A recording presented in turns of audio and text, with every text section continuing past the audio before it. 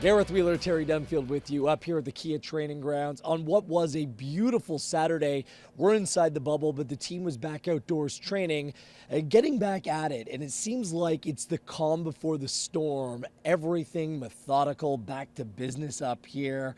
The emotion from Wednesday, it's remembered, but it's kind of being put in the rearview mirror now. I guess that's natural, Terry, when you have 10 days between two games. Yeah, those extra 3 days are kind of nice. It allows you to reflect and really enjoy that momentous occasion. It was incredible.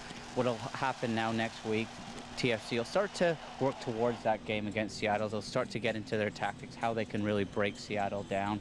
Whereas these last couple of days have all been about recovery and just enjoying playing football with a lot of six-a-side stuff. The boys that weren't involved, they'll be training hard, doing a little bit extra in the gym. Yeah, it's kind of funny because some of those guys were out here even yesterday.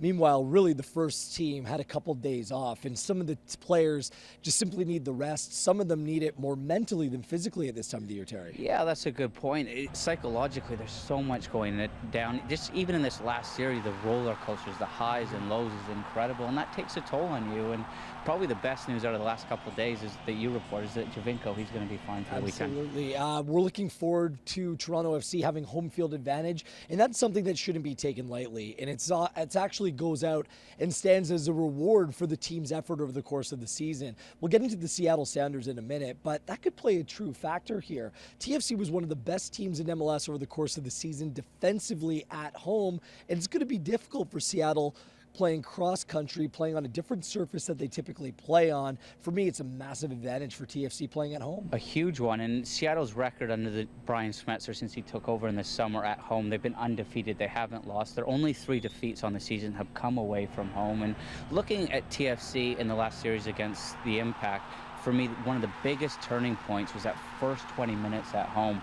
I thought the crowd really lifted the team, and we saw the true TFC that we used to come watching at the end of the season. They were incredible. Their passing was great. I know they gave up the first goal against a run of play, but that lift from the crowd got TFC back to their best for me. The pitch conditions are great. Chatting with the BMO Field grounds crew, they said that they have the best field in any sport north of the Carolinas right now. So kudos to them and all the hard work that they put in. The other thing that's been very beneficial over the last month is not much travel at all. Just to Montreal, just to New York. So staying here at home base has been huge, and that's something that Josie Altidore really believes will play in TFC's favor. I can't lie, it's massive. To be able to play such a big game like this at home, I think is going to be a huge plus for us. But at the end, it doesn't mean anything unless we're ready to compete, ready from the first minute on to be aggressive and be alert and be concentrated. But obviously, looking back at what you do in the regular season, it helped us get to this point, so we're thankful for that. Obviously, Coach Schmetzer has done a good job of getting those guys, focused on what their task was at the end of the season, just to get themselves into it, and they've been riding that for a bit through this playoffs to get them here. And I think they're a good team. We need to be aware of them, and we got to do things to make them have to worry about us as well.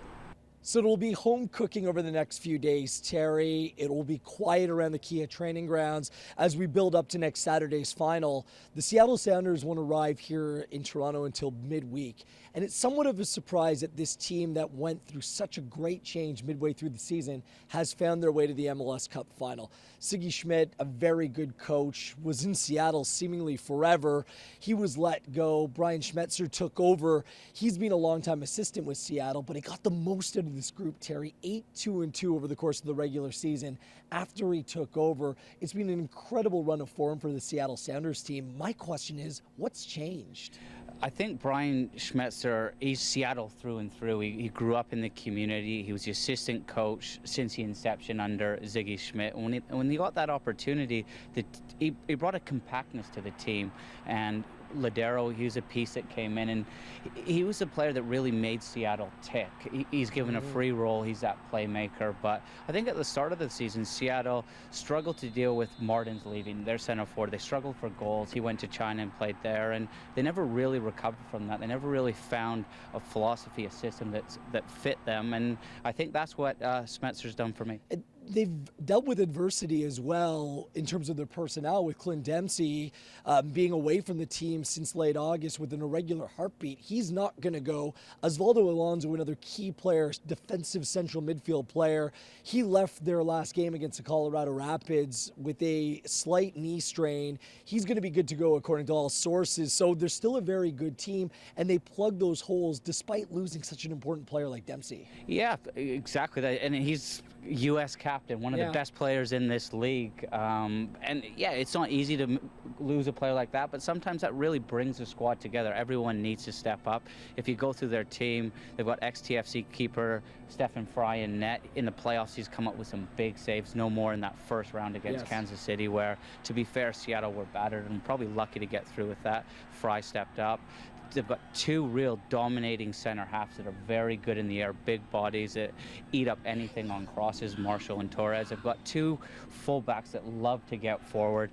Tyrone Mears, I played with him at Man City. He's got a ton of quality. It's important that he's not given time to whip balls into the box. On the left-hand side, they've got, we talk about Morrow being one of the best left backs in the league. Here's another one, Jovelyn Jones, the Trinidadian. Tons of pace, works up and down. Sometimes tries to do a little bit too much, so if you can close him down, maybe you could turn the ball over in a good area. It's a prototypical 4-2-3-1, just like we saw in Philadelphia way back in the first round of the playoffs. And you're going to hear a lot of the similar names over the course of the week. The Jordan Morrises, the Nico Lodeiro, who scored 4 playoff goals and has really taken this league by storm. It's a very good team, Terry, but still the home field advantage and Toronto FC's form and talent, TFC has to be the favorite heading in. Yeah, they are. And if you go a little bit higher up the field, Jordan Morris, as the season's progressed, he's got better and better. I actually spoke to Torsten Frings last night. Nice. He had him at Werder Bremen at the start of the year. They actually offered him a 4-year deal that he said, I couldn't believe he turned it down. He turned it down to come to Seattle, and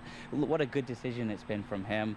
Up top, they've got an experienced, wily center forward, Valdez. He's been around the league. He's not the most mobile, but he'll absolutely put a shift in. He'll close everything down on the pitch. And then in midfield, you touched on it, probably their sort of heartbeat is Alonso. He had a scan on his knee this week, a slight sprain, but he should be good to go. It's important that he's not allowed to dictate the game. And then their main man, we touched on earlier, is Lodeiro. He's the one that pulls the strings. They've got a lot of runners around them. He's the one that'll feed balls into space for players to get onto, and he really comes alive in the box. That's where he makes his money. We'll break it down, some of the matchups and Terry's tactics all week long as we count down to MLS Cup Final, 8 p.m. Eastern Time next Saturday night. Some more good news on our front as well. Terry and I will be providing the radio coverage for TSN Radio. Keep it locked, torontofc.ca. Use the hashtag TFC Live. We'll be with you all weekend long as we count down to the biggest game in Canadian club football history.